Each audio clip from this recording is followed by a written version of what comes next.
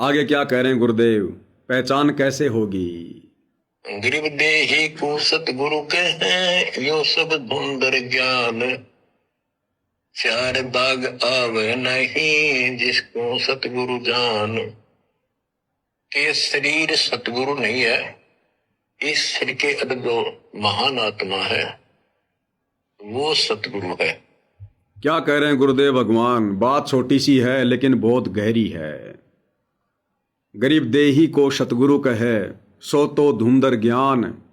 यानी जो शरीर को ही सतगुरु मानता है उसको कोई ज्ञान नहीं है। गरीब देही को सतगुरु कहे, सो तो धुंधर ज्ञान। और चार दाग आवे नहीं, उसको सतगुरु जान।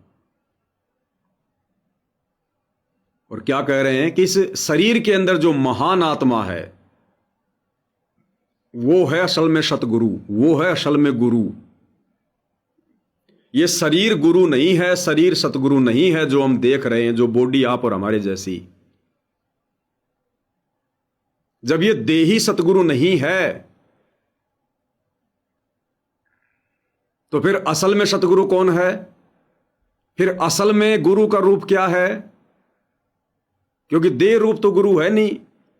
देही के लिए तो परमात्मा ने मना कर दिया कि देही को सतगुरु कहे, उसको तो ज्ञान नहीं जो देही को सतगुरु मानते हैं। अगर ये शरीर सतगुरु नहीं है, ये देही, ये बॉडी सतगुरु नहीं है, तो फिर सतगुरु का असली रूप क्या है? आज हमें सतगुरु मिले हैं, सतगुरु रामपाल जी। अगर वो शरीर सतगुरु नहीं है, अगर वो बॉडी सतगुरु नहीं है, तो फिर सतगुरु रामपाल जी का असली रूप क्या है? शब्द रूप। वो बॉडी के अंदर जो महान आत्मा है, जो शक्ति है, फिर वो शक्ति क्या है? शब्द। हम हैं शब्द, शब्द हम माही। इसलिए गुरुदेव कहते हैं हम हैं शब्द, कि तुम मुझे हाड़ मास में मत समझना। किसी इंद्रो माई के गर्भ से जन्म लेकर आया हुआ रामपाल जाट मत समझना। गलती कर जाओगे, बहुत बड़ी कलयुग की पिछली पीढ़ी है, मोक्ष से वंचित रह जाओगे गुरु को मानुष माना तो। तुम्हारा गुरु रामपाल केवल एक शरीर नहीं है, एक बॉडी नहीं है जो तुम्हें दिखाई दे रहा है। ये हाड़ मास का पुतला नहीं है। इस हाड़ मास के पुतले को तो केवल इसलिए धारण करना पड़ा, मजबूरी, आप और हमें ज्ञान समझाने के लिए। ये सत्संग, ये ज्ञान, ये वाणियां परमात्मा बिना शरीर के भी बोल सकते हैं, जैसे आकाशवाणी होती है। अरे आसमान में बिजली की आवाज आती है, कौन सा शरीर है भाई? कंस के समय आकाशवाणी हुई कि तेरी बहन की 8वीं संतान तेरा काल बनेगी। कौन से शरीर ने वो वाणी बोली थी? किसको दिखाई दे रहा था? तो सत्संग तो संत रामपाल जी बिना शरीर के भी कर दें, ये तो परम शक्ति है। लेकिन फिर आप और हमें कैसे विश्वास हो? हम ना जाने उन्हें भूत मान लेंगे, प्रेत मान लेंगे, कोई जादूगर मान लेंगे, भगवान तो फिर भी नहीं मानेंगे, सतगुरु तो फिर भी नहीं मान पाएंगे। तो आप और हमारे बीच में आकर, आप और हमारे जैसा रूप धारण करके, आप और हमें ज्ञान समझाने के लिए उन्होंने ये रूप धारण करना पड़ता है, इंसानी रूप, मानव रूप। असल में उनका रूप क्या है? शब्द। हम हैं शब्द। क्या कह रहे हैं गुरुदेव? कि मेरा असली रूप है शब्द। शब्द यानी शक्ति। और शब्द हम माही। और वो शब्द, जिस शब्द से तुम सतलोक जाओगे, वो मेरे अंदर ही है। गुरु जी का रूप भी शब्द है, और जो शब्द उन्होंने हमें देना है वो भी गुरु के अंदर ही है, सार शब्द। तो सार शब्द क्या हुआ? सतगुरु। सतगुरु के नियम, यदि उन नियमों में रह के भक्ति करेंगे, हमें सार शब्द मिल गया। शब्द हमारे साथ में है।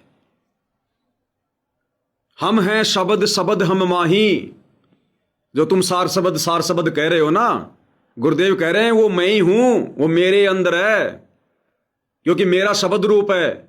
और शब्द हम माही, वो सार शब्द मेरे पास है, मेरे अंदर है, मैं ही हूं। हमसे भिन्न और कछु नाही। कि तुम्हारे गुरु के अलावा और कुछ नहीं है, और कोई सार शब्द नहीं है, कोई मंत्र नहीं है, कोई मुक्ति का, कोई मोक्ष का मंत्र नहीं है। हम हैं शब्द, वो शब्द हम माही, और हमसे भिन्न और कछु नहीं। इसलिए गुरुदेव कहते हैं सार शब्द कोई जपने का मंत्र नहीं है। यह है सार शब्द की परिभाषा। धन सतगुरु उपदेश देवा, 84 ब्रह्म मेट ही, तेज पुंज अन्य दे धरकर, इस विध हमको भेंट ही। ये कबीर परमात्मा, ये शब्द स्वरूपी राम, ये हमें किस प्रकार से सतलोक से चलकर यहां मिलते हैं। धन सतगुरु उपदेश देवा, आज गुरुदेव ने हमें उपदेश दिया, मंत्र दिया कि धन्य हूं मैं, और धन्य है मेरे गुरुदेव भगवान, उनकी जय जयकार, जिन्होंने मुझे उपदेश दिया। धन सतगुरु उपदेश देवा, 84 ब्रह्म मेट ही, मेरी लग 84 योनियां समाप्त कर दी। किस रूप में आकर? तेज पुंज अन्य दे धरकर, हाड़ मांस का शरीर नहीं। हमें अपने गुरुदेव का जो शरीर दिखाई दे रहा है वो हाड़ मांस का नहीं है। हमें लग रहा है लेकिन वो तेज पुंज का है, नूर का है। तेज पुंज अन्य दे धरकर, इस विधि हमको भेंट ही। कौन? सतगुरु। तो हमें सतगुरु ही तो प्राप्त है। तो सतगुरु की तो ये विधि है आप और हमारे से आकर मिलने की। सतगुरु का शरीर हाड़ मांस का नहीं होता, शब्द का बना होता है। अपने लिए परमात्मा शब्द से चोला बनाता है, किसी दूसरे के शरीर को काम में नहीं लेता। दूसरे के शरीर में प्रवेश करके तो काल बोलता है। ये घटिया काम तो काल करता है, क्योंकि उसको श्राप लगा हुआ है। वो खुद अपने शरीर में किसी के सामने प्रकट नहीं हो सकता, इसलिए दूसरे के शरीर को काम में लेता है। लेकिन सतगुरु नहीं लेता। सतगुरु ने अगर दूसरे के शरीर में लीला करनी होगी तो उसके जैसा नया शब्द से शरीर बना लेगा, उसके शरीर में प्रवेश करके काम नहीं करेगा। जैसे सुदर्शन सुपच के रूप में परमात्मा ने पांडवों की यज्ञ सफल करनी थी, तो सुदर्शन के अंदर नहीं घुसे परमात्मा, सुदर्शन में प्रेरणा कर दी। वो 15-20 दिन के लिए कहीं चला गया भगत भाइयों के पास। उधर से परमात्मा ने सुदर्शन जैसा शब्द से नया रूप बनाया, नया शरीर बनाया, और उसमें प्रवेश किया और पांडवों की यज्ञ सफल की। इसी प्रकार ये जो रूप हम देख रहे हैं वर्तमान में पूज्य गुरुदेव का, संत रामपाल जी वाला, ये शब्द से बनाया गया रूप है। ये इंद्रो माई के गर्भ से बना हुआ चोला नहीं है। और इस शब्द के अंदर, इस शब्द स्वरूपी चोले के अंदर जो शब्द शक्ति है, वो है असल में शब्द, हमारा गुरु, असली गुरु। धन सतगुरु उपदेश देवा, 84 ब्रह्म मेट ही, और तेज पुंज अन्य दे धरकर, इस विध हमको मेट ही। अब ये कलयुग की बिचली पीढ़ी है, फाइनल समय है। इस समय परमात्मा अजब गजब की लीलाएं करेंगे, तब दुनिया लाखों साल भक्ति करेगी। अब ये जो शरीर है जो हमें दिखाई दे रहा है पूज्य गुरुदेव का, ये शरीर आग के हवाले नहीं होगा। 4 दाग आवे नहीं वाको सतगुरु जान। अब ये शरीर आग में नहीं जलाया जाएगा, ये शरीर दफनाया नहीं जाएगा। ये परमात्मा सह शरीर सतलोक जाएगा, सह शरीर। भाई गुरुदेव क्या कह रहे हैं? दादू का पिंजर पड़या, नानक की पड़ी दे, इनमें सतगुरु कौन है हमको बड़ा संदेह। कि नानक ने भी यही शरीर छोड़ा, दादू जी ने भी यही शरीर छोड़ा, गरीबदास जी ने भी यही शरीर छोड़ा। उस शरीर के अंदर जो शक्ति थी वो था गुरु, भगवान, परमात्मा, शरीर नहीं। अब जाई परमात्मा चाहे नानक जी के रूप में आए हों, चाहे गरीबदास जी के रूप में लीला की हो, चाहे मलुकदास जी के रूप में लीला की हो, फिर इन्होंने शरीर क्यों छोड़ा? इन्होंने अंत में शरीर क्यों छोड़ा अगर वो शब्द से बनाया हुआ था तो? इसके पीछे रीजन है भाई और बहनों। अन्यथा 650 साल पहले कबीर परमात्मा सतगुरु के नाम से ही थे, सतगुरु की भूमिका कर रहे थे। क्या उनके शरीर को जलाया गया था? क्या उनका शरीर हाड़ मांस का था जो उसको जलाया गया था? क्या उनके शरीर को दफनाया गया था? वे शरीर सतलोक गए थे क्योंकि वो हाड़ मांस का पुतला नहीं था। त्रेता युग में परमात्मा आए सत सुकृत ऋषि के नाम से, शरीर गए, शरीर आए, शरीर गए। त्रेता में शरीर आए, शरीर गए, शरीर को जलाए नहीं गया, दफनाए नहीं गया। द्वापर में शरीर आए, शरीर गए। कलयुग में शरीर आए, शरीर गए। फिर गरीबदास जी के नाम से आए, लेकिन लीलामय रूप से आए, चकमा देते हुए आए। काल को भी, आप और हमारी चरम दृष्टि को भी, रानी मां को भी चकमा देते हुए प्रकट हुए, शरीर आए, लेकिन चकमा देते हुए, लीला खेलते हुए। और जब गए 65 साल की उम्र में गरीबदास जी, तो भी धोखा देकर गए, चकमा देकर गए, शरीर को छोड़ के गए। शरीर नहीं गए, शरीर को छोड़ के गए। शरीर को चिता के हवाले किया गया बाद में। क्यों भाई? नानक जी के रूप में भी। लेकिन वर्तमान में ऐसा नहीं करेंगे अब, क्योंकि चारों युगों में परमात्मा ने वेदों में लिखी अपनी महिमा के अनुसार लीला करनी थी। दुनिया को बताना था कि परमात्मा असल में क्या होता है, उसके गुण क्या होते हैं, उसके लक्षण क्या होते हैं। वो मां के गर्भ से नहीं आता। ना सतगुरु जननी जने जाके माना बाप, पिंड ब्रह्मण से रहित है ना वाती नु ताप। हाड़ चाम लहू ना मेरे कोई जाने सतनाम उपासी, तारण तरण अभय पद दाता मैं हूं कबीर अविनाशी। चारों युगों में तो परमात्मा ने शरीर आने की, शरीर जाने की लीला इसलिए की क्योंकि परमात्मा जी ने वेदों में लिखी अपनी महिमा के अनुसार ये सब कुछ दिखाना था ताकि लोग भगवान को पहचान सकें।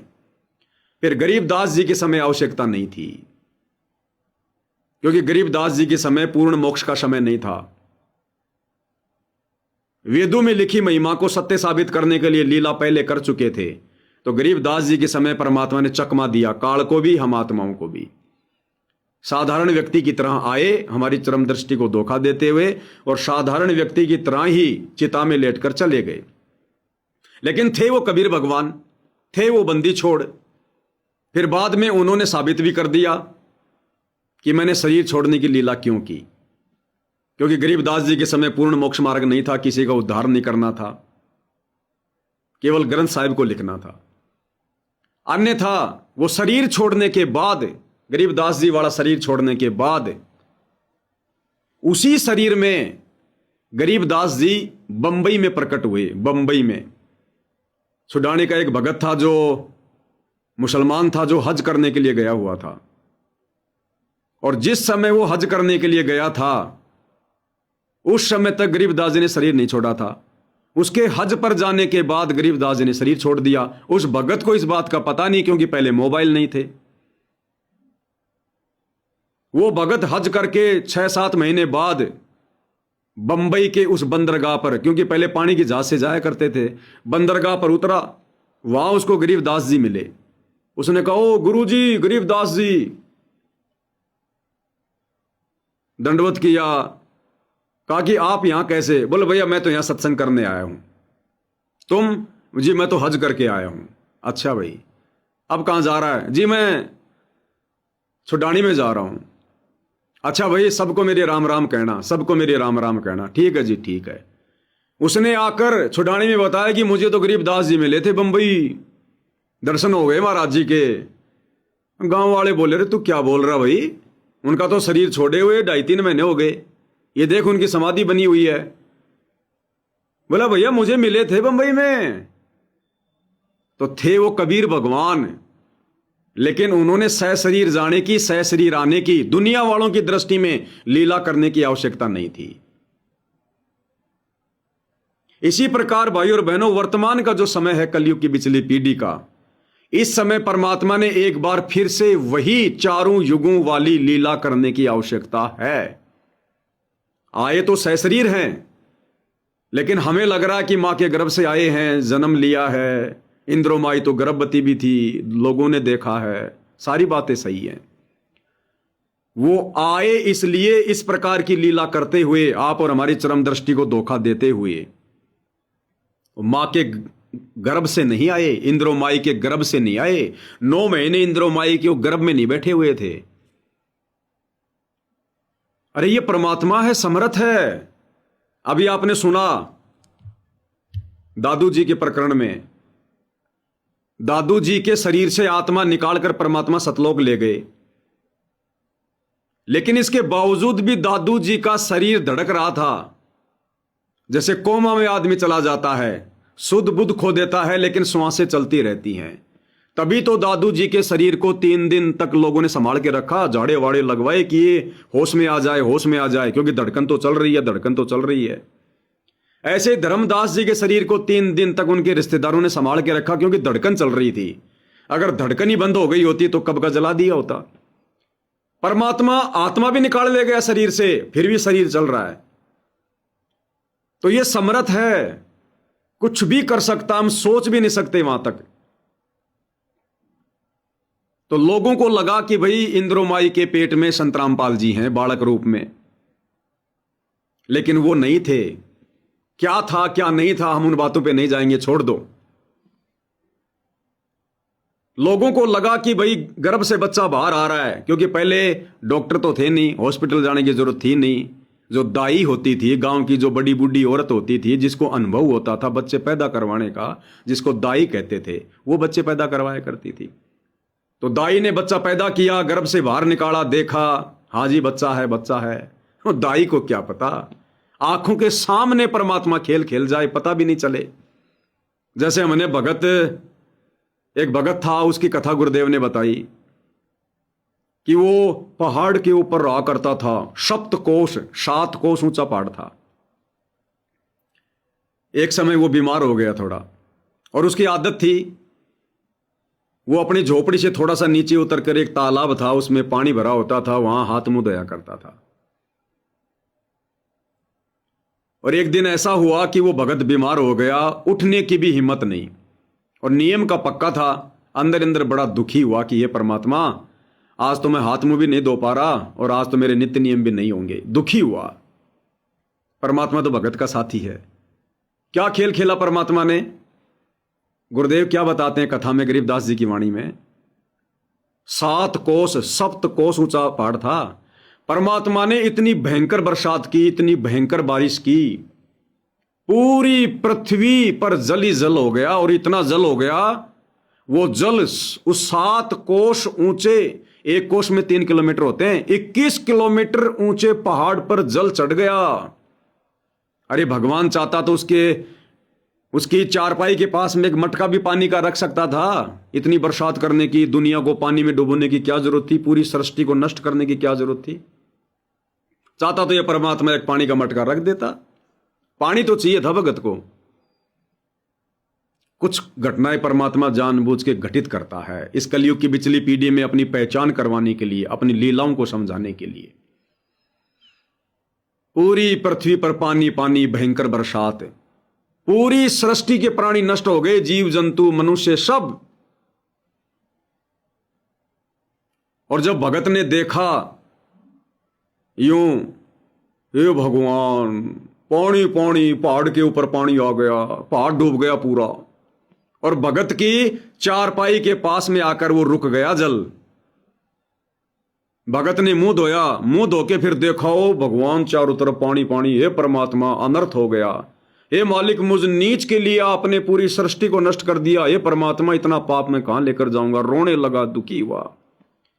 अगले ही पल परमात्मा ने एज इट इज कर दिया। भगत की आंखें धोखा खा गई। अब विचार करो भाई और बहनों, जिस समय परमात्मा ने पूरी पृथ्वी को जलमग्न कर दिया, डुबो दिया पूरी सृष्टि को, कितने इंसान थे, कितने पशु पक्षी थे। उस समय कोई खेत में काम कर रहा था, कोई फसल की कटाई कर रहा था, कोई बैलों से बिजाई कर रहा था, कोई अपना काम धंधा कर रहा था, कोई लोहार का काम कर रहा था, कोई चमार का काम कर रहा था, कोई बैठ के बातें कर रहा था, किसी के घर में शादी हो रही थी, कोई कपड़े धो रहा था। यानी जो भी हम दैनिक कार्य कर रहे हैं, सब नष्ट हो गए। और अगले पल परमात्मा ने, सेकंड भी नहीं लगी, पलक झपकते ही एज इट इज कर दिया। जो खेत में काम कर रहा था वो खेत में कर रहा है, जो कपड़े सिल रहा था वो कपड़े सी रहा है। उनको पता ही नहीं क्या हो गया, उनको पता ही नहीं चला क्या हो गया। हम मर भी गए थे, बरसात भी हो गई थी, पता ही नहीं चला इस दौरान क्या घटना घटित हो गई। तो इसी प्रकार जब वो दाई देख रही थी कि बच्चा गर्भ से बाहर आ रहा है, उस दाई को क्या पता ये परमात्मा क्या खेल खेल जाए। उस दाई को तो बच्चा दिखाई दे रहा है और ना जाने क्या था क्या नहीं था, सूक्ष्म रूप में परमात्मा क्या कर जाए, वो बच्चा समझती रह गई। और पलक झपकते ही परमात्मा, वो जो शिशु रूप आया था, परमात्मा उसको गौण कर देते, उसको गुप्त कर देते हैं, सूक्ष्म कर देते हैं, हटा देते हैं। पलक झपकते ही एक क्षण में परमात्मा, सतगुरु रामपाल जी ने, कबीर भगवान ने शिशु रूप में अपने शब्द से, अपने वचन से वो शिशु रूप बना लिया। शब्द से अपना चोला तैयार कर लिया बच्चे का, जो बच्चा दाई समझ रही थी कि पेट से बाहर आया है। परमात्मा ने अपने लिए शिशु रूप में लीला करने के लिए वो चोला तैयार कर लिया, अपने शब्द से, अपने वचन से, हमारी चरम दृष्टि को धोखा देते हुए। और लोगों को लग रहा है कि ये रामपाल है, ये रामपाल है, ये मां के गर्भ से आया, मां के गर्भ से आया। अरे मोला जल से थल करे, मोला थल से जल करे। पहले जमीन थी, पूरी पृथ्वी को पानी में डुबो दिया, जल ही जल कर दिया। मोला यानी परमात्मा, मोला थल से जल करे और फिर जल से थल कर देत, फिर वैसा ही कर दिया। साहिब तेरी साहिबी श्याम कौम के सवेत। ये परमात्मा आपकी महिमा का क्या बखान करूं, क्या वर्णन करूं मैं। साहिब से सब होत है, बंदे से कुछ नहीं। वो राई से पर्वत कर दे, फिर पर्वत से राई। तो ऐसे ये परमात्मा 8 सितंबर 1951 को प्रकट हुआ है। लेकिन ये कलयुग की बिचली पीढ़ी है। इस समय ये परमात्मा 650 साल पहले की तरह किसी तालाब पे प्रकट क्यों नहीं हुआ? क्योंकि भाइयों बहनों, ये कलयुग है, वैज्ञानिक युग है। इंसान को काल ने घना चतुर बना दिया, लोग शिक्षित हो गए, लोगों का भक्ति और भगवान पे विश्वास नहीं रहा। आज अगर परमात्मा उस प्रकार की लीला करते तो कोई भी इनको भगवान नहीं मानता। आप और हम भी शायद नहीं मान पाते। हम इतने शाणे, इतने चतुर थे। नहीं, ऐसा हो ही नहीं सकता। मां के गर्भ के बिना कोई बच्चा बन ही नहीं सकता। ना जाने क्या क्या हम लोग दिमाग लगाते। ये तो कोई जादू जंत्र करने वाला, कोई सेवड़ा है, कोई जादूगर है तो जादूगर, लेकिन हम तो नॉर्मल जादूगर समझते। हम इनको परमात्मा की दृष्टि से नहीं ले पाते भाई और बहनों, कभी भी। तो परमात्मा ने इस कलयुग के बिचली पीढ़ी में इस प्रकार की लीला करते हुए प्रकट होकर आप और हमारे से फिर आगे चलकर अपना ज्ञान देकर, तत्व ज्ञान देकर, ज्ञान से पहचान करवानी थी, अपने ज्ञान से। अरे देखा देखी में भगवान कहते कहते हमारे को अनंत युग बीत गए, हम पार नहीं हो पाए। 650 साल पहले भी हम भगवान भगवान भगवान भगवान कहते रह गए, पार नहीं हो पाए। अब परमात्मा ने ज्ञान से पहचान करवानी है कि मैं जन्म लेकर आता हूं या प्रकट होता हूं। सतगुरु जन्म लेता है या प्रकट होता है। तुम्हारा गुरु जन्म लेकर आया है या प्रकट हुआ है। तुम खाली जुबान से भगवान भगवान कह रहे हो या भगवान मान भी रहे हो। तो अब पूज्य गुरुदेव भगवान ने यह लीला करते हुए वर्तमान में यह प्रकट होने की लीला की है। लेकिन अब यह परमात्मा अपना पूरा विधान बताकर, यह ज्ञान देकर, क्योंकि जब ये सतलोक जाएंगे सहशरीर, उससे पहले पहले पूरी पृथ्वी को इनकी वास्तविक स्थिति का ज्ञान हो जाएगा, जैसे आज आप और हमें हो गया। हम पहचान गए, जान गए कि भगवान है, मां के गर्भ से नहीं आया और ना ही 4 दाग में जाएगा। भाई ना सतगुरु जननी जने जाके माना बाप, तो परमात्मा मां के गर्भ से नहीं आया, हम जान गए। और ना ये परमात्मा 4 दाग से मरेगा। देही को सतगुरु कहे यो तो धुंधर ज्ञान, 4 दाग आवे नहीं वाको सतगुरु जान।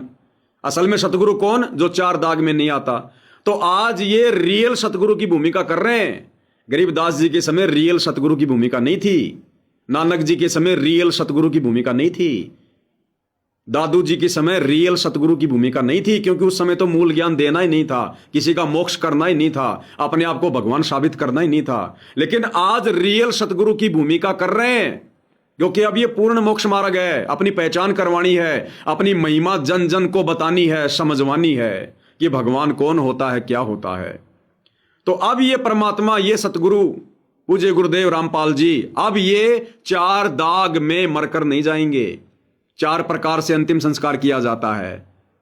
हिंदू भाई आग के हवाले करते हैं अंतिम संस्कार, मुसलमान जमीन में दफनाते हैं, दूसरे धर्म वाले पानी में बहा देते हैं, अन्य धर्म वाले शरीर को वैसे ही किसी ऊंचे पेड़ के ऊपर मचान बनाकर छोड़ देते हैं या किसी पहाड़ के ऊपर छोड़ देते हैं, कोई पशु पक्षी खा लेगा, उसका भी उद्धार हो जाएगा।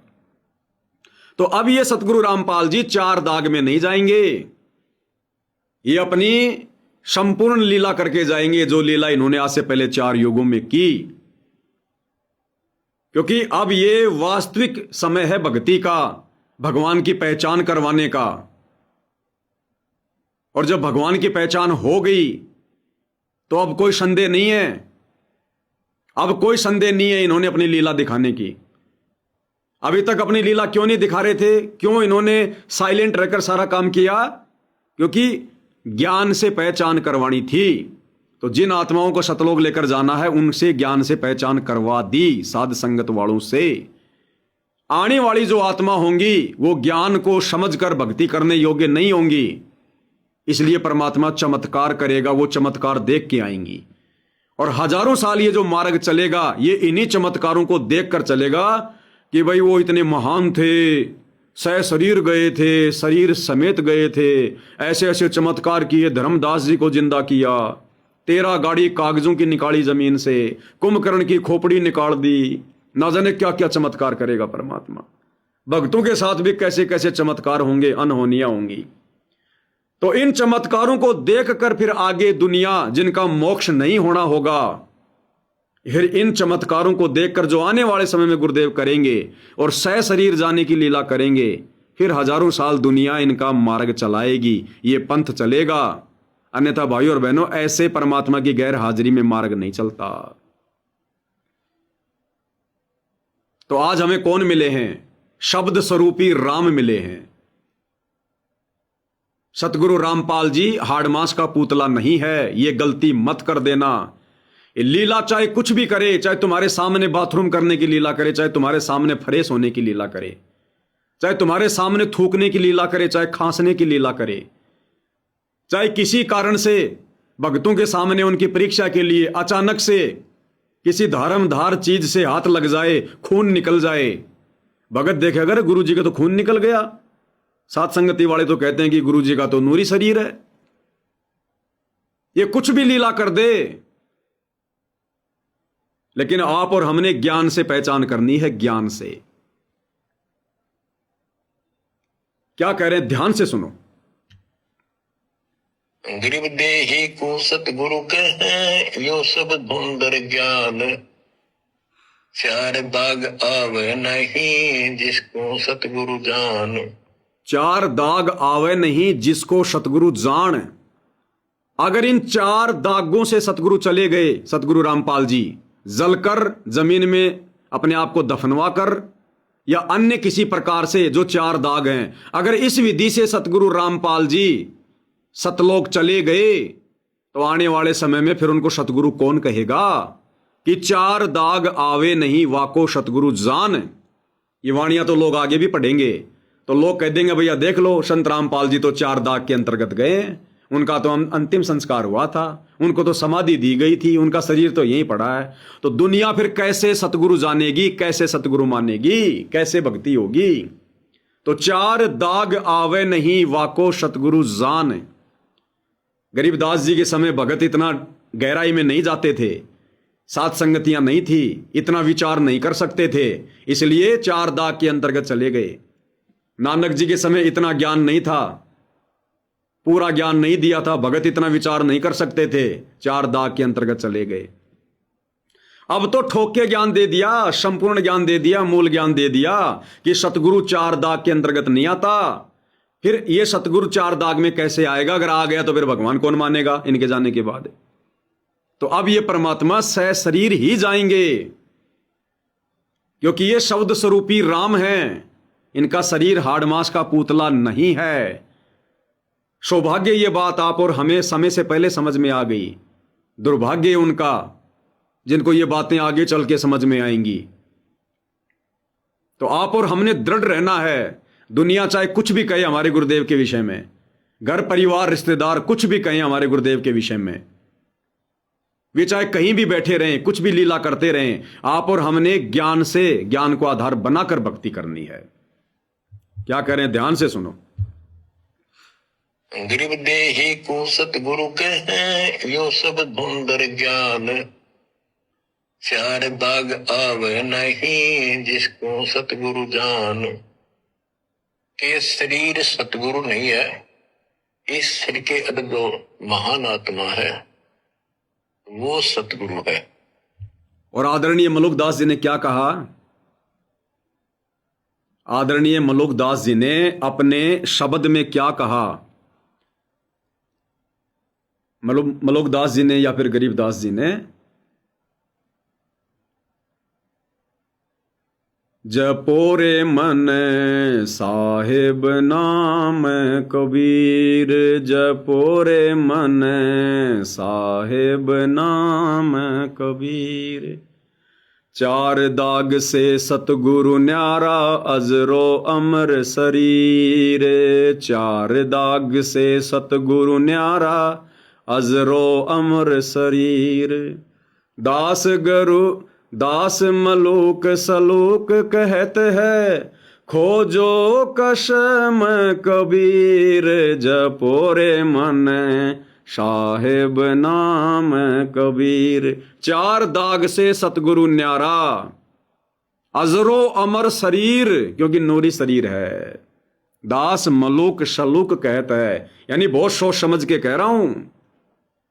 खोजो कसम कबीर, अपने सतगुरु में कबीर को खोजो, ज्ञान आधार से, बुद्धि विवेक से। और आगे गुरुदेव ने कितनी अच्छे प्रकार से समझाया कि गुरु का वास्तव में रूप शब्द ही होता है। जींद सत्संग 1997 पार्ट नंबर 3। गुरुदेव भगवान ने रावण और सीता की कथा का जिक्र किया। रावण सीता का अपहरण करके ले गया, हनुमान जी को भेजा गया, हनुमान जी सीता जी का पता लगा के आए। फिर रामचंद्र जी ने, क्योंकि उनको संदेह था कि सीता कहीं रावण के प्रति किसी लोभ लालच में स्वार्थ में आकर, क्योंकि वो तो धनी राजा है, कहीं वो समर्पित ना हो गई हो। अगर उसने रावण को अपना लिया है तो मैं नहीं जाऊंगा उसको लेने के लिए, मरने दे फिर उसको।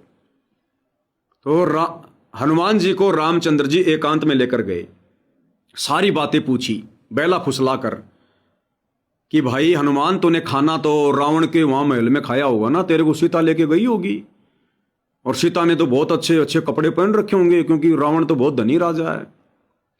फिर हनुमान जी ने सारी बात बताई कि महाराज, काहे का खाना पीना और काहे के कपड़े, माता जी को तो नहाए भी कई महीने बीत गए, और माता जी का वो शरीर नहीं रहा जो पहले शरीर था, सूख गई, हमेशा आपका चिंतन करती रहती है। और महाराज, उसको तो खाने के लिए ढंग से भोजन भी नहीं मिलता, पेड़ से तोड़ के फल भी नहीं खा सकती, नीचे कोई गिर गया तो खा लेती है। तब रामचंद्र जी को पक्का यकीन हुआ कि हाँ भाई, अब उसको छुड़वाना चाहिए। तब रामचंद्र जी ने सेना तैयार की सीता को छुड़वाने के लिए। अब गुरुदेव भगवान क्या कह रहे हैं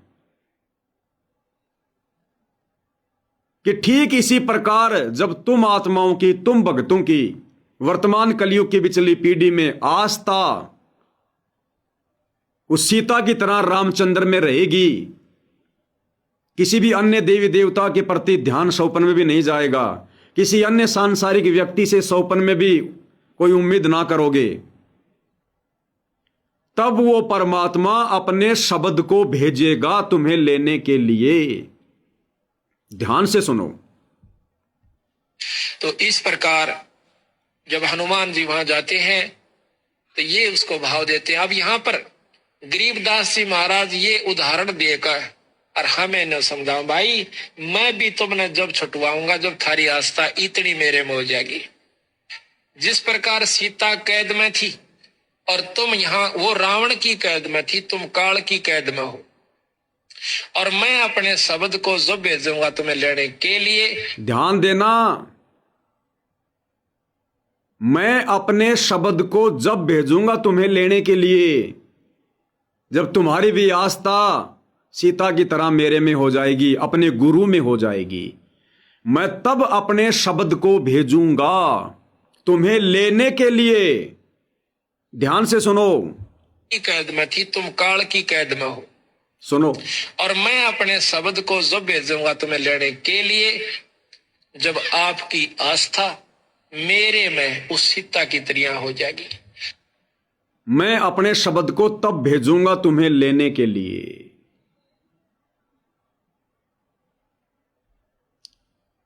अब भाई और बहनों, जिन्होंने गुरु को ही कबीर मान लिया उनका तो सौभाग्य, जिन्होंने अभी तक नहीं माना वो जरा ध्यान दें। अगर आप भाई बहनों के अनुसार सतगुरु जी, सतगुरु रामपाल जी कबीर नहीं हैं, अगर वो कबीर के हंस हैं, उनको कबीर ने भेजा है, आप सतलोक आश्रम वाले भाई बहन कहते हो ना भाई गुरु जी को तो कबीर जी ने सतलोक से भेजा है, संत रामपाल जी तो कबीर जी के परम हंस थे, आप लोगों ने 3D से फिल्म बनाकर संत रामपाल जी को सतलोक भेज दिया, आकाश में उड़ा दिया। अगर आप लोग संत रामपाल जी को कबीर जी का हंस मान रहे हो कि कबीर जी ने सतलोक से संत रामपाल जी को भेजा है, तो भी सतगुरु रामपाल जी मां के गर्भ से जन्म नहीं लेंगे। अगर कबीर जी ने भी उनको सतलोक से भेजा है तो कबीर जी का भेजा गया हंस मां के गर्भ से जन्म नहीं लेगा, क्योंकि उसका रूप क्या है? शब्द। क्या कह रहे हैं? मैं अपने शब्द को जब भेजूंगा तुम्हें लेने के लिए। तो यदि सतगुरु रामपाल जी तुम लोगों के अनुसार कबीर जी के द्वारा भेजे गए हैं सतलोक से, तो सतलोक से कबीर जी ने क्या भेजा? शब्द। शब्द भेजा, शब्द। क्या कह रहे हैं? और मैं अपने शब्द को जब भेजूंगा तुम्हें लेने के लिए, जब आपकी आस्था मेरे में उस सीता की तरह हो जाएगी। मैं अपने शब्द को जब भेजूंगा तुम्हें लेने के लिए, यानी काल से छुड़वाने के लिए, तुम्हारा गुरु बनाने के लिए, जब तुम्हारी आस्था भी सीता की तरह मेरे अंदर हो जाएगी। तो सतलोक से अगर संत रामपाल जी को कबीर जी ने भेजा है तो क्या भेजा कबीर जी ने? शब्द। क्या भेजते हैं? शब्द। और अगर आध्यात्मिक दृष्टि से देखोगे तो कबीर जी किसी को नहीं भेजते, जिसका काम उसी को साजे और करे तो मूर्ख बाजे। कबीर जी खुद ही आते हैं, 12वें पंथ हम ही चल आवें, सब पंथों को मिटाकर एक पंथ चलावें। तो 12वें पंथ में कौन आए? कबीर जी आए। किस नाम से आए? संत रामपाल जी के नाम से आए। कब प्रवेश किया? 17 फरवरी 1988 को। तो संत रामपाल जी का क्या रूप है? शब्द रूप है, शब्द। और हमें कौन लेकर जाएगा सतलोक? शब्द लेकर जाएगा। कौन सा? सार शब्द। क्यों भेजा परमात्मा ने? आप और हमें ले जाने के लिए। क्यों आए परमात्मा? आप और हमें ले जाने के लिए। और जिस दिन वो शब्द वापस चला जाएगा, सह शरीर शब्द स्वरूपी राम संत रामपाल जी जिस दिन वापस चले जाएंगे, यानी जिस दिन वो शब्द जो हमें लेने के लिए सतलोक से आया है, जिस शब्द ने एक शब्द रूपी चोला धारण किया, शरीर धारण किया, तेजपुंज का नूरी, और हमें ज्ञान समझा रहे हमारे गुरु बनकर, जिस दिन वो शब्द वापस सतलोक चला जाएगा, फिर हमें सतलोक कौन लेकर जाएगा? विचार कर लो, गुरुदेव के जाने के बाद मोक्ष है या नहीं है? अगर ऐसे ही इस लोक से सतलोक जाना होता तो भाई फिर शब्द को सतलोक से भेजने की क्या जरूरत पड़ी? शब्द इसलिए आया, तुम आश्रम वाले भाई बहनों की नजरों में शब्द को इसलिए भेजा, और हम साथ संगत वालों के लिए वो खुद शब्द स्वरूपी राम कबीर, वो शब्द इसलिए आया आप और हमें ले जाने के लिए। और जिस दिन ये शब्द सतगुरु रामपाल जी सह शरीर सतलोक चले जाएंगे इस धरती से, उसके बाद फिर हम सतलोक कैसे जाएंगे?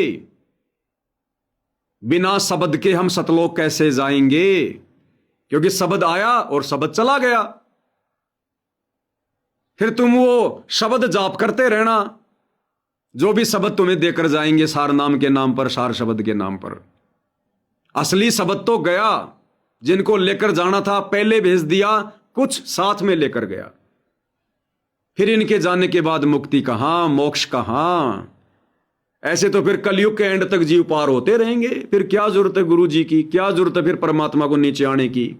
आज से पहले क्यों आए, क्यों दुखी हुए, क्यों आज 11 साल से जेल में बैठे, क्यों दुखी हो रहे हैं? अगर सतलोक में बैठे बैठे ही वापस लेना था तो। ये तो समर्थ भगवान है। सतलोक में बैठे बैठे इन्होंने हम सबको यहां भेज दिया था, तो क्या सतलोक में बैठा बैठा हमें वापस नहीं ले सकता? फिर शब्द रूप में आने की क्या जरूरत पड़ गई गंदे लोक में? आकर ही लेकर जाएगा, और जिस दिन चला गया उसके बाद मोक्ष का दरवाजा बंद। ऐसा नहीं है कि ये खाली विशेष संदेश ही बहुत विशेष हैं। ये तो जींद का सत्संग है 1997 का। हर सत्संग में संकेत है। जिस दिन ये विशेष संदेश पूरे हो जाएंगे, फिर हम जिंद वाले सत्संगों पर लाइव आएंगे, फिर करोथा वालों पर आएंगे, फिर रोहतक वालों पर आएंगे। जब तक हम इस गंदे लोक में रहेंगे, हमारा एक भी दिन सतगुरु महिमा के बिना नहीं जाना चाहिए, वरना काल घुस जाएगा। हमें परमात्मा तरोताजा रखेंगे, अप टू डेट रखेंगे, बीच में किसी प्रकार का गैप नहीं आने देंगे। ये सतगुरु महिमा कंटिन्यू चलेगी, कंटिन्यू, वरना हम आंडी पाक जाएंगे। पाकी फसल देखकर गरबैयो मत किसान, अभी तो झोले बहुत हैं घर आले तब जान। अब ध्यान से सुनो ये सत्संग पूरा। सीता रावण की कैद में थी, आज वर्तमान में आप और हम काल की कैद में हैं। और सीता को राम ने उस समय छुड़ाया जब हर प्रकार से जांच पड़ताल करके ये देख लिया कि सीता केवल मेरे प्रति समर्पित है, रावण का विचार शौपन में भी नहीं कर रही। सतगुरु रामपाल जी हमें उस समय छुड़ाएंगे यहां से जब वो देख लेंगे कि ये आत्माएं सिर्फ और सिर्फ मेरे प्रति समर्पित हैं, सिर्फ और सिर्फ मेरे प्रति। अरे वो सीता अगर चाहती तो हनुमान जी बार बार कह रहा था कि माता चलो मेरे साथ, बैठो मेरे कंधे पर। जो हनुमान राम और लक्ष्मण को कंधे पर बैठा कर अहि रावण के मारने के लिए पाताल लोक में ले गया। सॉरी, राम और लक्ष्मण को रावण ने बंदी बना लिया था, पाताल लोक में ले गया। हनुमान जी गए, उन दोनों को छुड़ाया और अपने कंधे पर बैठा कर पाताल लोक से ऊपर लाया। और हनुमान बार बार कह रहा था कि माते चलो मेरे साथ, चलो मेरे साथ। लेकिन सीता क्या बोली? नहीं, अपने पति के साथ जाऊंगी, अपने पति के साथ। वो आएगा तो जाऊंगी, वरना नहीं जाऊंगी, मर जाऊंगी। वो चाहती तो रावण के, वो अगर सीता चाहती तो हनुमान जी के साथ भी आ सकती थी। ना इतने लोग मरवाने की जरूरत थी, ना युद्ध करवाने की जरूरत थी, कुछ नहीं, ना कोई अग्नि परीक्षा देने की जरूरत थी। उसने क्या कहा कि जाऊंगी तो अपने पति के साथ जाऊंगी, हनुमान तेरे साथ नहीं जाऊंगी। इसी प्रकार अगर ज्ञान होता तो बरवाला कांड के बाद जिस प्रकार से ये सार नाम दिया जा रहा है, सार शब्द दिया जा रहा है, अगर कोई ज्ञानी भगत होता, कोई सतगुरु का विशेष भगत होता, वो यही कहता कि नाम लूंगा तो अपने गुरु जी से लूंगा।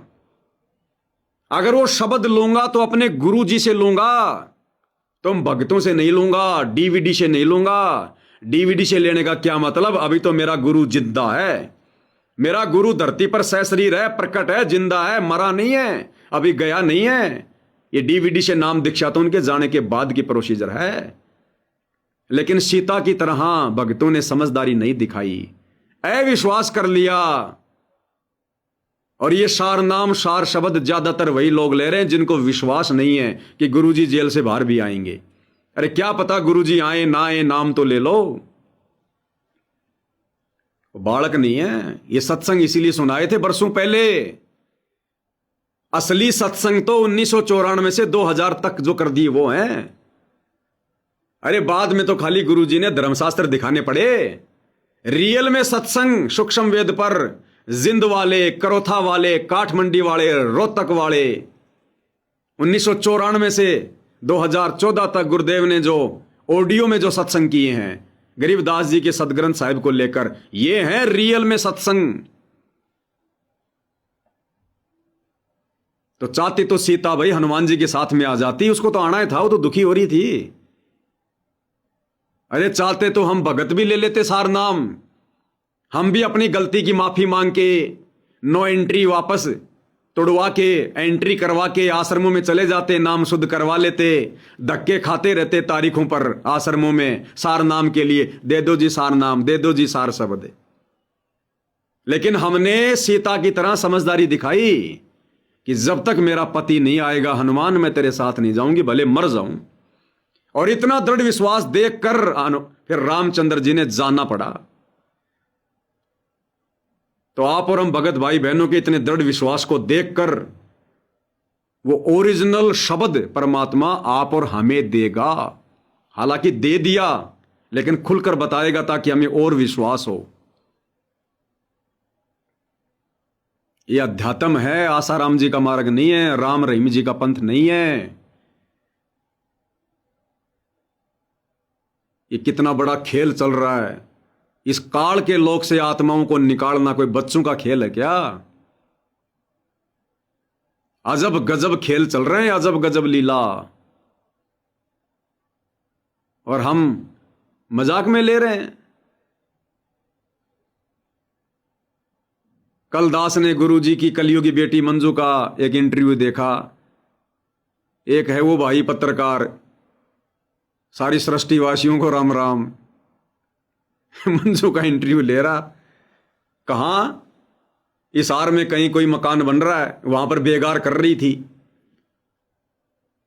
तगारी ढो रही थी, मसाला।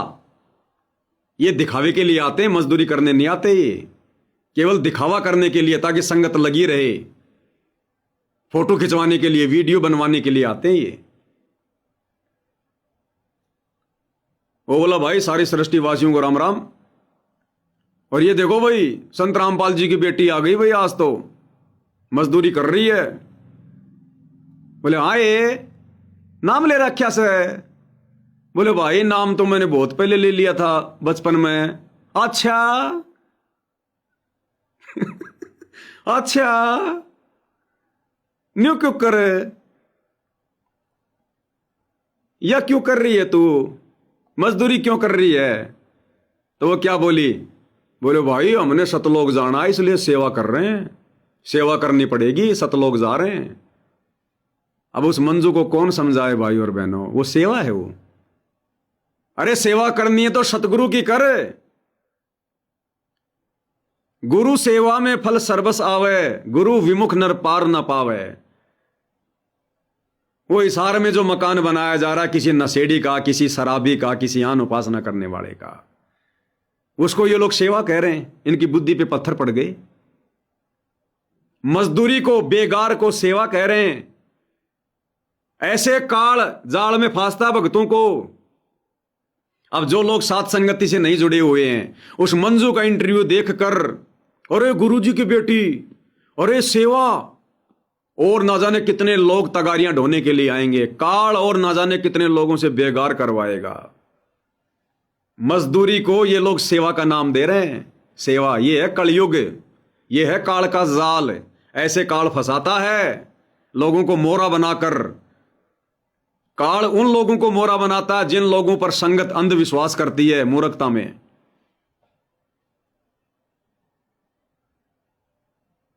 तो भाई और बहनों, चाहती तो सीता भी आ जाती, हनुमान जी के साथ आराम से ले आता, लेकिन नहीं आई, जाऊंगी अपने पति के साथ।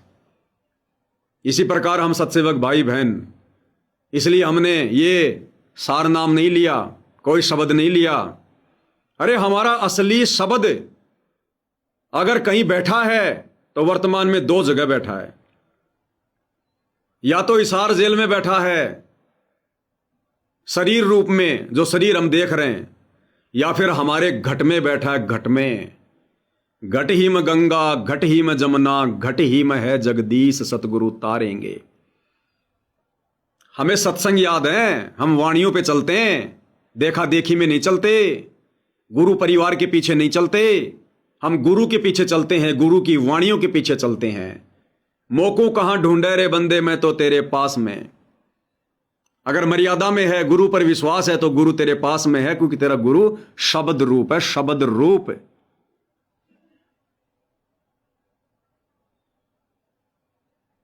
स्वर्ग सात आसमान पर भटकत है मन मूड, अरे भगवान तो खोया नहीं इसी शरीर में ढूंढ। कर भक्ति, लगा रगड़ा भक्ति का मर्यादा में रह के, तेरे पास में खड़ा दिखाई देगा, तेरे साथ में खड़ा दिखाई देगा शब्द रूप में। तो ये विश्वास अभी तक केवल साध संगति से जुड़े भाई बहनों को हुआ है। इसलिए हम लोग निसंशय होकर, निसंदेह होकर भक्ति कर रहे हैं। इसीलिए हम सत्सेवक भाई बहनों को कोई डगमग नहीं कर पाया, हमें कोई भक्ति से विचलित नहीं कर पाया, हमें कोई साध संगति से तोड़ नहीं पाया, गुरु से हमारे विश्वास को कोई हटा नहीं पाया, पेड़े पर्चे निकाल निकाल के कोई मर्यादा हमारी तुड़वा नहीं पाया, ऑडियो वीडियो दिखा दिखा के हमें कोई डगमग कर नहीं पाया। क्यों? क्योंकि हमने ज्ञान को आधार बनाया, हमने शब्द को हमेशा अपने पास में समझा। हमारा शब्द, हमारा गुरु किसी आश्रम में कैद नहीं है, किसी जेल में कैद नहीं है। हमारा शब्द, हमारा सतगुरु भगत के वश में है। अगर भगत मर्यादित है तो जो बच्चा गऊ की नजर में यूं साईं को संत, भक्तों के पीछे फिरे भगत वत्सल भगवंत। जो बच्चा गऊ की नजर में, गाय अपने बच्चे को हमेशा अपनी नजर में रखती है, एक सेकंड के लिए भी नहीं छोड़ती। चारा चरती है तो भी ध्यान अपने बच्चे पे रहता है। और उस गाय के पास में कोई भैंस का कोई बछड़ा बांध दिया जाए तो वो ध्यान नहीं देगी। तो भैंस का बछड़ा समझो, ये गुरुजी का परिवार, अमर्यादित भगत, ये भैंस के बछड़े हैं। गाय ध्यान नहीं देगी, गाय केवल अपने बछड़े पे ध्यान देती है। तो साध संगति वाले भाई बहन जो मर्यादा में रहकर गुरु को परमात्मा मानकर भक्ति करते हैं, वो है बछड़े। तो फिर हमें क्या आवश्यकता भाई टेंशन लेने की, चिंता करने की, आश्रमों में धक्के खाने की, लोगों के मकान बनाकर मजदूरी करने की, बेगार करने की, अपना अनमोल समय और समय से बर्बाद करने की। अरे घर पर तो कभी अपना भोजन खाकर बर्तन नहीं मांजते, अपने घर पर तो कभी भोजन खाने के बाद में बर्तन नहीं मांजते, घर पर कभी वो भाई अपनी झाड़ू नहीं निकालते, अपने खुद के वो कपड़े नहीं धोते, सारे काम उनकी औरत करती है। और लोग दिखावे में दोपहर की गर्मी में तगारियां ढो रहे हैं, ईंट ढो रहे हैं, पत्थर ढो रहे हैं, पसीने बहा रहे हैं। किसको धोखा दे रहे हो, अपने आप को या सतगुरु को? अरे घर पर अपना भोजन खा के थाली मांजोगे, वो सेवा नहीं है क्या? अपने खुद के कपड़े धोओगे, वो सेवा नहीं है?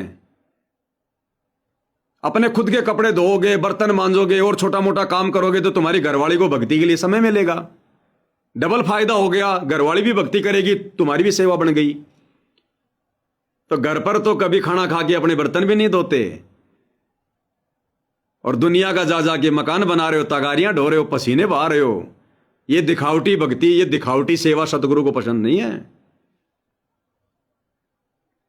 तो क्या कह रहे हैं पूज्य गुरुदेव भगवान, कैसे मिलता वो परमात्मा? अब मिल तो सबको गया, सबको पता है कि संत रामपाल जी भगवान भगवान भगवान सब कह रहे हैं।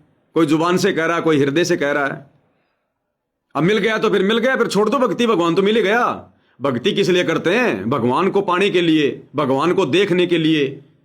तो भगवान तो मिल गया, संत रामपाल जी है ना भगवान, अब छोड़ दो भक्ति, भगवान तो मिल ही गया। ऐसे नहीं मिलता, वो मिलने के बाद भी ऐसे नहीं मिलता। वो कैसे मिलेगा? उसके लिए साध संगति से जुड़ना पड़ेगा। हजारों वीडियो पहले बन चुके हैं, वो देखने पड़ेंगे, ये देखने पड़ेंगे, और लगातार देखते रहने पड़ेंगे। तब जाकर ये भगवान समझ में आएगा, परमात्मा समझ में आएगा। ये तो क्या कह रहे हैं गुरुदेव भगवान सीता का उदाहरण देकर? तो इस प्रकार जब हनुमान जी वहां जाते हैं तो ये उसको भाव देते हैं। अब यहाँ पर गरीबदास जी महाराज ये उदाहरण देकर और हमें न समझाओ भाई, मैं भी तुमने जब छुटवाऊंगा जब थारी आस्था इतनी मेरे में हो जाएगी। जिस प्रकार सीता कैद में थी और तुम यहाँ वो रावण की कैद में थी, तुम काल की कैद में हो, और मैं अपने शब्द को जब भेजूंगा तुम्हें लेने के लिए, जब आपकी आस्था मेरे में उस सीता की तरह हो जाएगी। और मैं अपने शब्द को जब भेजूंगा तुम्हें लेने के लिए, जब आपकी आस्था मेरे में उस सीता की तरह हो जाएगी। और मैं अपने शब्द को जब भेजूंगा तुम्हें लेने के लिए, जब आपकी आस्था मेरे में उस सीता की तरह हो जाएगी। अगर तुम इस संसार के अंदर और इन उर्ले व्यवहार में उर्ली शक्तियों से ऐसे संपर्क में आए रहोगे तो मैं आपकी मदद नहीं करूंगा। अगर तुम इस संसार में उर्ले व्यवहार में इन शक्तियों के संपर्क में इसी प्रकार से बने रहोगे, मैं नहीं आऊंगा, मैं नहीं लेके जाऊंगा। आज वही काम कर रहा है सतलोक आश्रम, वही काम कर रहे हैं सतलोक आश्रम से जुड़े भाई बहन। उर्ले व्यवहार में ज्यादा मशगूल हैं, उर्ले व्यवहार में राजनेताओं के पीछे पड़े हुए हैं, सामाजिक लोगों के पीछे पड़े हुए हैं, नेताओं के पीछे पड़े हुए हैं, झूठा भाईचारा निभाने में लगे हुए हैं, मान बढ़ाई के लिए झूठा भाईचारा निभाने के लिए करोड़ों रुपए की लाइब्रेरियां बनवा रहे हैं, करोड़ों रुपए में लोगों की धर्मशाला बनवा रहे हैं, करोड़ों रुपये बिरानी आग में आरक्षणों में बर्बाद कर दिए, कोई लाखों रुपया गुंडों की सीबीआई जांच में, झूठा लोगों से संपर्क साध के झूठा भाईचारा बना के, संसार की उर्ली शक्तियों के उर्ले व्यवहार में संपर्क करके। अब गुरु का परिवार कर रहा है तो पीछे पीछे संगत भी कर रही है। गुरु का परिवार कर रहा है तो अपने बाप दादाओं की जमीन बेच के तो कर नहीं रहा, अपनी औरतों के गहने बेच के तो कर नहीं रहा। सहयोग संगत का, संगत का ज्योति पाठ और दान का पैसा दोषी संगत भी बन रही है, सहयोग संगत का भी हो रहा है। ये लोगों के मकान बनाए जा रहे हैं, वहां जो बेगार हो रही है, जो मजदूरी हो रही है, संगति तो कर रही है। घर बैठ के भक्ति नहीं होती, घर बैठ के घंटे 2 घंटे सुमरण नहीं कर सकते ये लोग एकांत में बैठकर, और वहां 8-8 घंटे तगाड़ियां ढोलेंगे, मजदूरी कर लेंगे, लेकिन भक्ति नहीं होगी।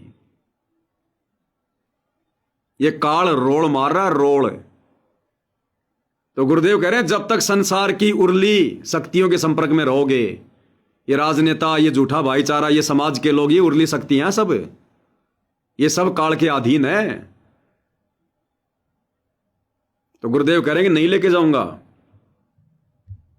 अगर तुम इस संसार के अंदर और इन उर्ले व्यवहार में उर्ली शक्तियों से ऐसे संपर्क में आए रहोगे तो मैं आपकी मदद नहीं करूंगा, फिर आपको यहीं छोड़ दूंगा। इतनी आपकी आस्था जब मैं देख लूंगा कि जिस प्रकार सीता जी ने ना तो कोई श्रृंगार सुहावा था, ना कोई स्वाद अच्छा लगा था खाने, जिस प्रकार सीता जी ने ना तो कोई श्रृंगार अच्छा लगता था, ना कोई खाना पीना कोई अच्छा लगता था, ना कोई पहनना अच्छा लगता था, आज सतगुरु रामपाल जी की कलयुगी पत्नी अनारो देवी कानों से सोना नहीं उतार पा रही। 2026 तक कानों से सोना नहीं उतर रहा, श्रृंगार करना नहीं छूट रहा। सतगुरु रामपाल जी की कलयुगी बेटी मंजू कानों से वो बालियां नहीं उतार पा रही, सोना नहीं उतार पा रही, चांदी नहीं उतार पा रही। देख लेना उसके कानों में।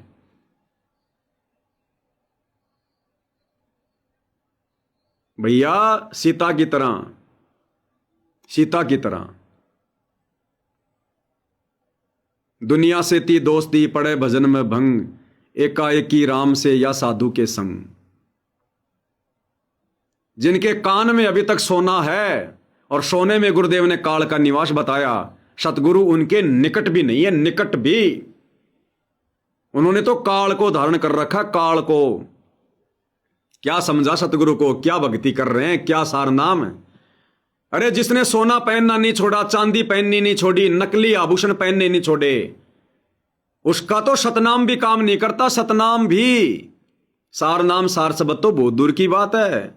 और गुरु का परिवार राजनीति कर रहा, सोना धारण किए बैठा और कह रहे हैं बस हम तो मुक्त हो गए, हमें तो सार नाम मिल गया, सार शब्द मिल गया। अरे राजनीति है काल का फंदा, सतगुरु का भगत दूर ही रहता है सतगुरु का बंदा। राजनीति है काल का फंदा और दूर रहता है सतगुरु का बंदा।